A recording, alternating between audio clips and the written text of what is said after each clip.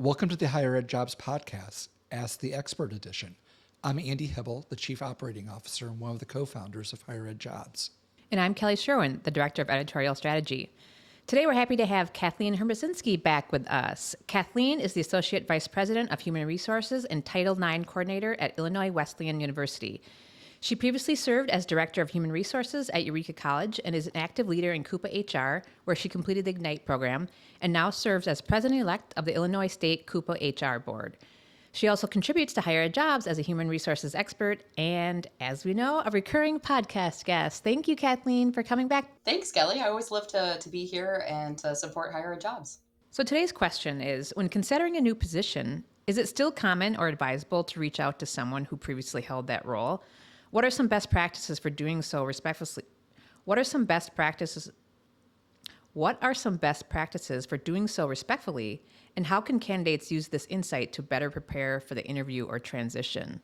Kathleen, what are your thoughts on this? In higher education, which is a very small and interconnected world, it's not unusual for candidates to wonder whether they should reach out to someone who previously held the role. And the answer is yes, it can still be appropriate, but when it's done thoughtfully and with a clear understanding of the risks. The first suggestion I would have is to ask permission before initiating contact. A simple note to the search chair or HR saying, if it's appropriate, I'd welcome the chance to connect with the previous incumbent, which can show professionalism and respect for boundaries. It also protects the candidate, especially if they're not openly looking for their next position. In a field, especially in higher education, where everyone knows everyone, discretion really does matter. If the connection is made, I recommend keeping the conversation neutral and role-focused. Candidates should ask about the responsibilities, the learning curve, pace of the academic year, but not personalities or office dynamics. Even with the best intentions, it's important to remember that there will always be a layer of bias in someone's reflections. People leave roles for so many different reasons, and that does shape their perspective. So use the insight, but I recommend weighing it accordingly. When done respectfully, talking to a former person in that role can help candidates better prepare for interviews, understand role expectations, and possibly anticipate early challenges. But it should also be approached as one data point, not the whole picture, especially in a profession and an industry where reputations and relationships travel quickly. Maybe not somebody in a former role, but maybe an alum or somebody who went to the institution and can speak to the institution's overall culture as well. May not be specific to that position or department, but you can get a feel for what it's like on campus, keeping in mind that alums are students that had different experiences than faculty and staff, and depending on when they graduate, they may be far removed. So just one little thing. If you know a couple of alums, you may be able to get a good culture feel. I do like your advice of asking in advance, asking the search committee if it's okay to reach out. And I don't know how you guys feel, but I feel like if the answer is absolutely not, like that could signal something. Like if they definitely don't want you talking to the person that was in that role, then why?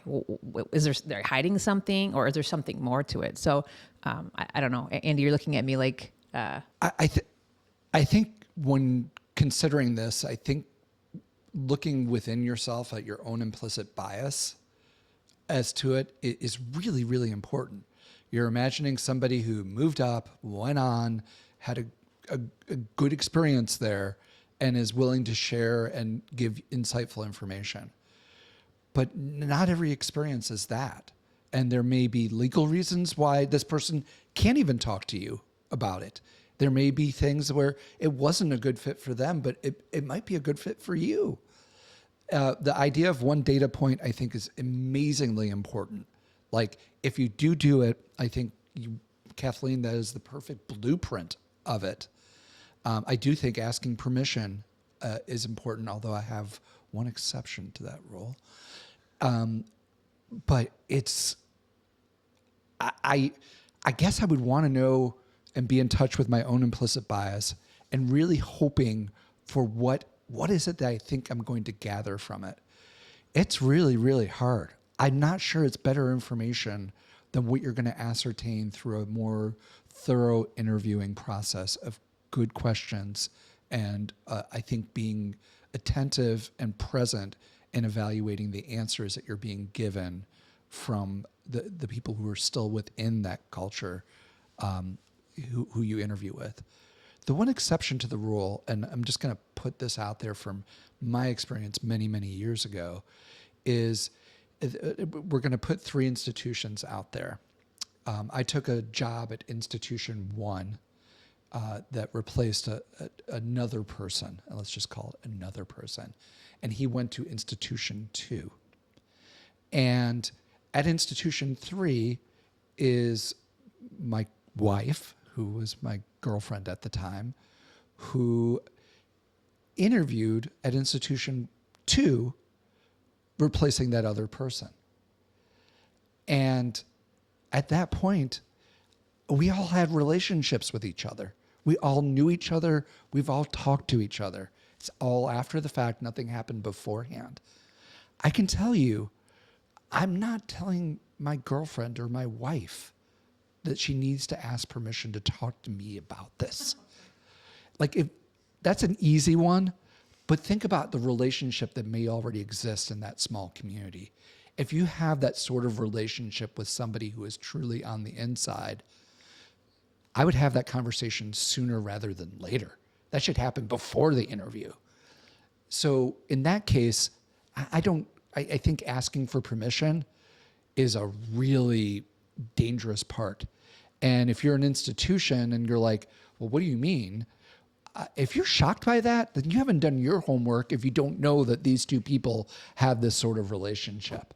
If you don't know that, that's on you. And if you're upset by that, you really need to look at your own implicit bias as to why you're upset with that. That's, to me, that's a little bit more of a shame on you sort of thing than shame on me. Fair enough. Andy, I'll be honest, I didn't know where you were going with that. It seemed like it was a long word problem. Like, candidate A got in the car and was going 50 miles an hour. Then candidate 2, I was like, should I be taking notes here? Who's on first? What's on second? I don't know on third. Yeah. I want to circle back to something you said a little bit earlier, Andy, about how you don't think that the information you could obtain from that predecessor is any more important than what you could, get from the search committee. And I do completely agree that it is just a data point. Like, don't put everything into if you end up talking to that person. But I do think there's going to be a little bit different transparency or honesty, I guess, because if that person that was previously working there had some, and I Kathleen, I agree, like, you're not asking about, personalities and things like that, but like the process and the role. But if things come through where it's like there was some major issues with how the department was run or how they process things or whatever it is, then the interviewing committee might not be as open about that. They might not accept, like, yeah, we run our ship really poorly here and we're really proud of that. So I don't know, I just feel like sometimes if you can have the opportunity to talk to the person in the role, they might have a different slant on things, again, to take as a data point. So, and to Andy's point, there might be some legal reasons why somebody can't talk about different things. So I just want to give that different perspective too, that it could be a red flag, it could be a yellow flag, but it also could be just something to protect the institution or the students or something involved as well. So Kathleen, if you came to me, and I'm just being 100% brutally honest, and said, Andy, somebody has come to me about a former job I have. They're interviewing for that job, and they want to talk to me about it. I probably would say to you, I would really think twice about that. Like, you're inserting yourself when you're doing that into a process that you have nothing to gain from. Like, if this might be a great candidate, this might be a great fit, and I might talk them out of it. Or this might be a horrible candidate and a horrible fit, and I talk them into it. Or the former institution I was at doesn't like the fact that after talking to me, they withdrew themselves. Like, you're putting yourself in a situation where in the perfect world, it sounds awesome. But in the real world, there are so many difficult potential challenges from this. I know references are checked all the time, and people still check references. But if you look at all the research on references, references aren't necessarily something that really make or break things. So I kind of put this into the same category as a reference. Yeah, I get it. Conceptually, it's beautiful. But in practicality, it is very, very difficult, I think, to get what you're perceiving it would be. I think you actually made a full circle point for me that I didn't even have to make. In terms of reference checks, it's also dependent on your relationship with that person. So when you've departed an institution or a role, what is your relationship with them? Was it that it moved on to bigger and better things and it was textbook the promotional opportunities you want to share, and you want to be the person that gets excited for somebody to fill that role? Maybe you consider taking that call. If you didn't leave on the best of terms, or you had disagreements with leadership, or you're worried about your professional reputation to the point of, I talked to candidate A and they're no longer interested in the position, maybe you don't take the call. It can be situational. It could be dependent on the relationship, the institution, how long ago you've been there. Just like for reference checks, somebody I used as a reference check 10 years ago, I should ping her on LinkedIn as I say this right now. I have not talked to her in probably about 8 years. And so I would not have that same kind of reference relationship with her 10 years later than I would now. So I think it kind of correlate. Would you take this call? Me personally, when I interviewed, I've been at Wesleyan for a little over 15 months now at the time of the recording. I knew the predecessor in this role. I did not reach out to them. I wanted to, for me personally, wanted direct clarity of my point of view from the institution, from the leadership team, the search committee, being on campus. I wanted to make that decision for me based only on me. And that may have handcuffed some of the information I had, but that was important.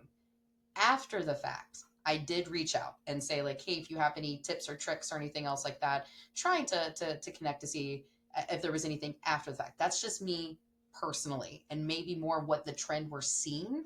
But there are still, especially in faculty, and I have seen in student affairs, people will call previous incumbents in the role trying to get a better gauge of typically pain points of the academic year.